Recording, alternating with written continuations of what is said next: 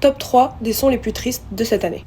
Sachant qu'on n'est même pas à la moitié de l'année et qu'on est déjà bien servi. Top 3, Tu me manques de Oli. Ça m'arrive de chialer pour rien, devant un film ou un refrain.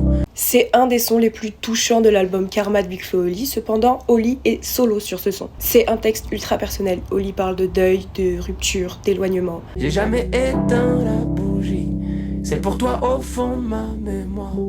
On est loin de ce qu'on entend d'habitude, mais le son m'a trop touché, il m'a pris aux tripes et je trouve que c'est plus mature.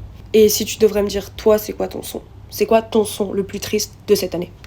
Top 2, NES, Mère-Fils. Elle a toujours cru en moi, même quand j'avais le flou en moi. Quand je rappais dans des hangars, quand j'avais les mains en moite. Quand tout était bancal, quand j'avais des angoisses. La prod est incroyable, presque cinématographique et sans que ça étouffe le texte. Ça, c'est très important pour porter mon émotion. Un mélange brut et d'écriture touchante. C'est très technique avec une vraie identité, c'est très personnel et je vous conseille ce son et ainsi que l'album, des pieds et des mains.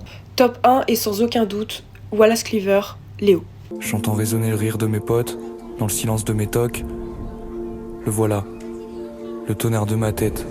L'écriture et l'atmosphère prenant une émotion brute, c'est comme une lettre à lui-même et ça rend le son hyper intime. C'est toi qui le dis, c'est toi qui le fais. Et les plus petits pas, eux, font les plus gros changements. Et ton toit d'enfant, lui, il le sait. Un morceau de 7 minutes qui cloue un album mémorable. Le deuil, la nostalgie d'enfant et la difficulté à être heureux.